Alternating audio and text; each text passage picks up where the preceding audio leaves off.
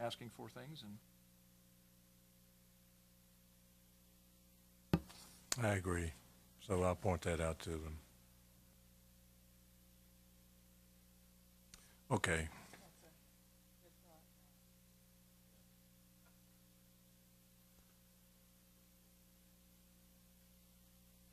Okay. That's it for the mayor's report then.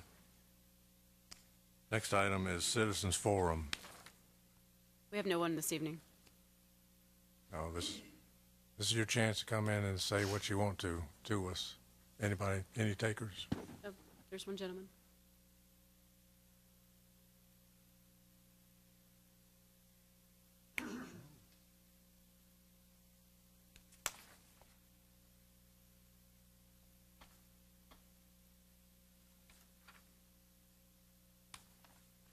Let us have your name and address. My name is Jeff Goodman. I live in Saddle Ridge Subdivision, 12923 Bucknell Lane. Thank you. Good evening, Mr. Mayor and members of the board. I'm here tonight to ask for your help. I'm not going to take up a lot of time. Before I get started, though, on my request, I wanted to take just a minute to thank you for relighting the American flag at Mayor Bob Leonard Park. And that is in honor of our servicemen and women that are serving overseas. Thank you very much for that.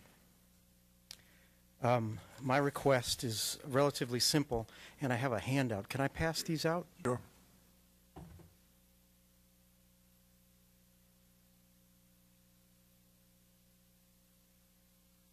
As I mentioned, I live in Saddle Ridge Subdivision, and we have an issue, and the issue is speed. So I've come here tonight to, as a representative of the Homeowners Association, Mr. John Radu is the president. He could not make it tonight, so as a member of the board, I'm here to represent Mr. Radu and the rest of the board. We've gone through the traffic statistical analysis in our subdivision to determine whether or not the speed of the traffic in the subdivision was high enough to allow us to take a vote amongst all of the homeowners in the subdivision about whether or not we should be allowed to install speed bumps or traffic calming devices, as they're also known as.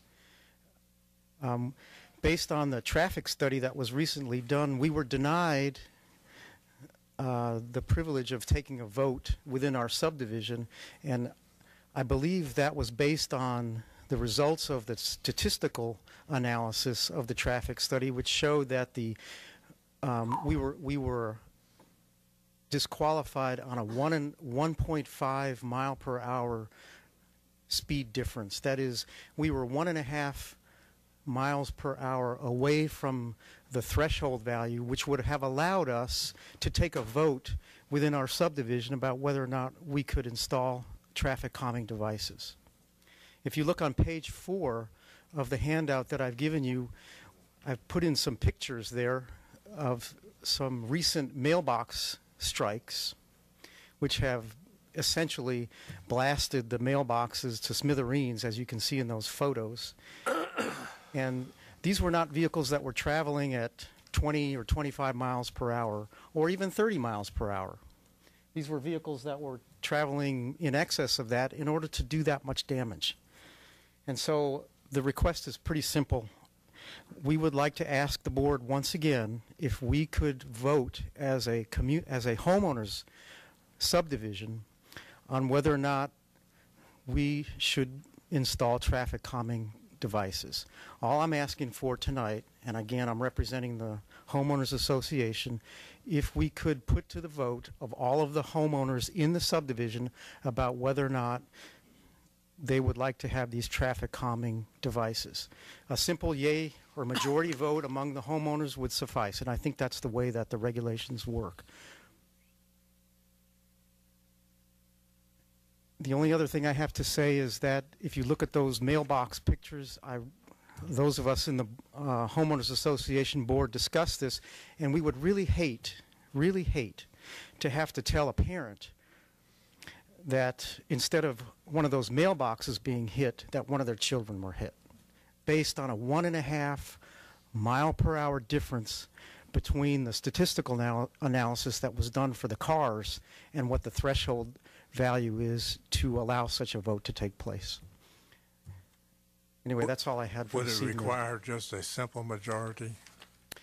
I'm not 100% sure of the rules of the vote, but I know that it has to be put out to all of the homeowners in the subdivision. They all have to receive a ballot, and they all have to be given a chance to vote yea or nay.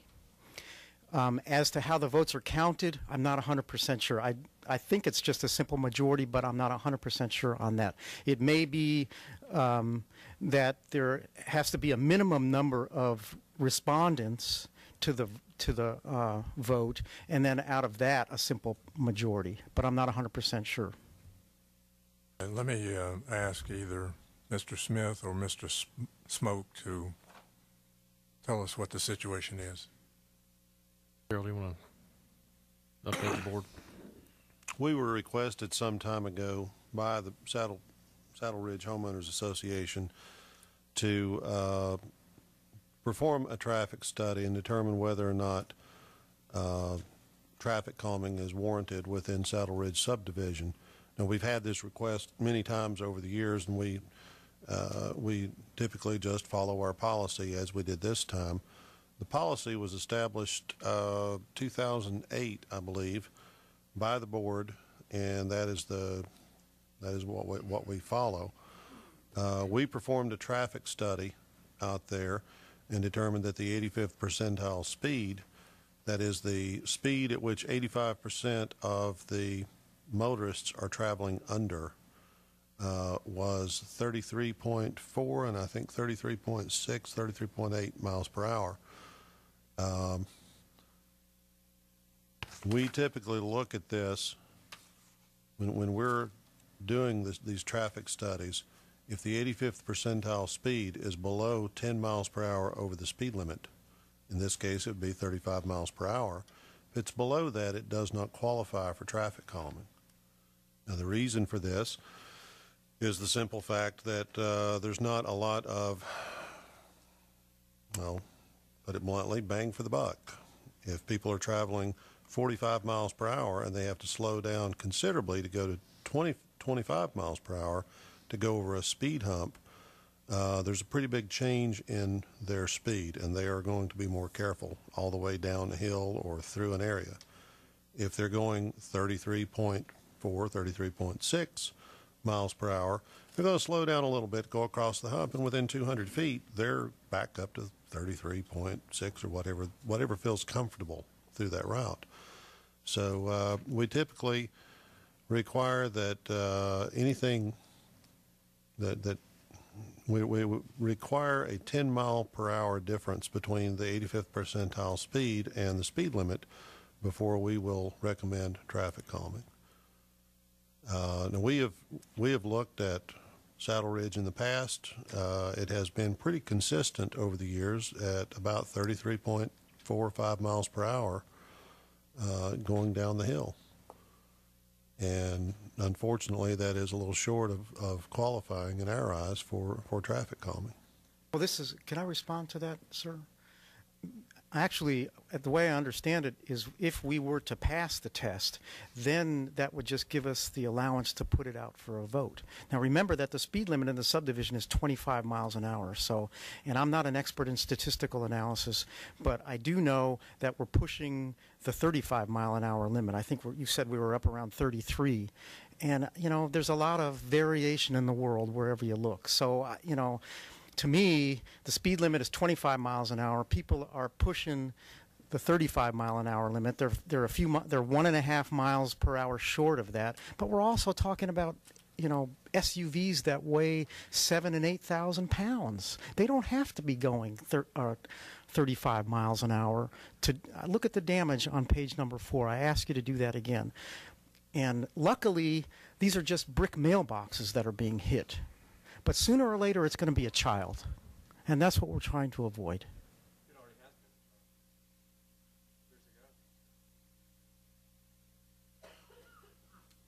Years ago, I think it was probably about 12, 13 years ago, there was a child hit in Saddle Ridge, and the Saddle Ridge residents came to the board and requested that stop signs be placed at 2 intersections within Saddle Ridge in order to slow traffic down.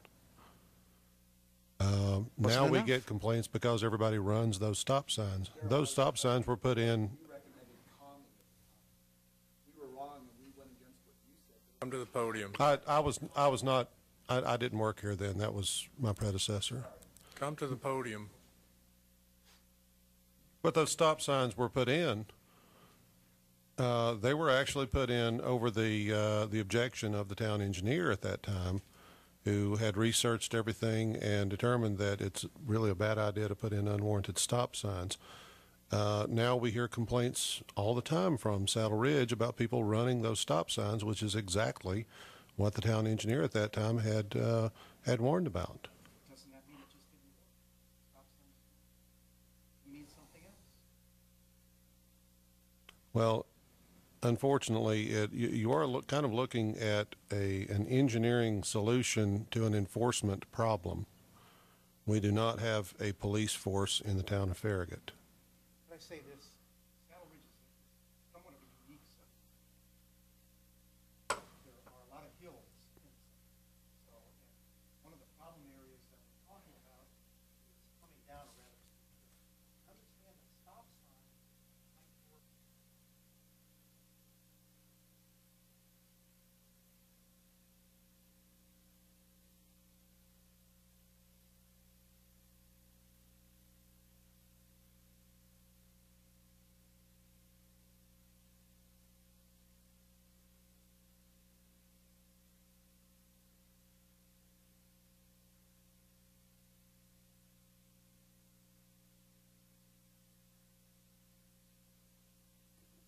Question I want to ask, new guy question, and I'm not sure who to do.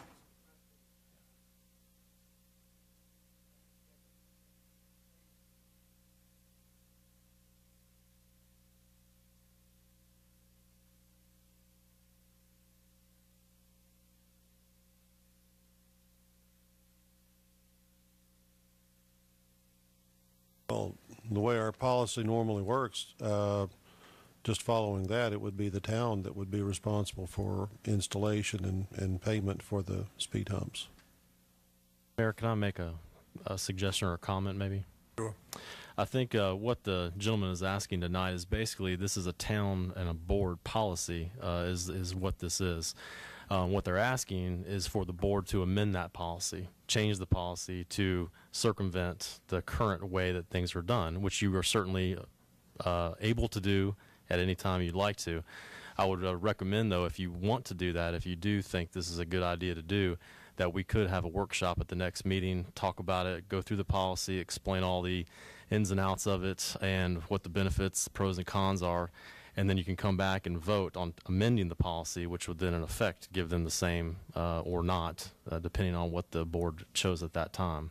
It's just one kind of simple solution to try to figure out whether or not the board really wants to keep the current policy in place or have it amended. Well, go ahead and plan on that then. But let me say this. I live on Sugarwood Drive. Virtually the same situation. And I've seen people going at least 60 on Sugarwood Drive. There are times when I'm going out to get the paper or the mail or whatever, and I hear somebody going so fast, I'm not going to step into the street. So I wait for them to get by.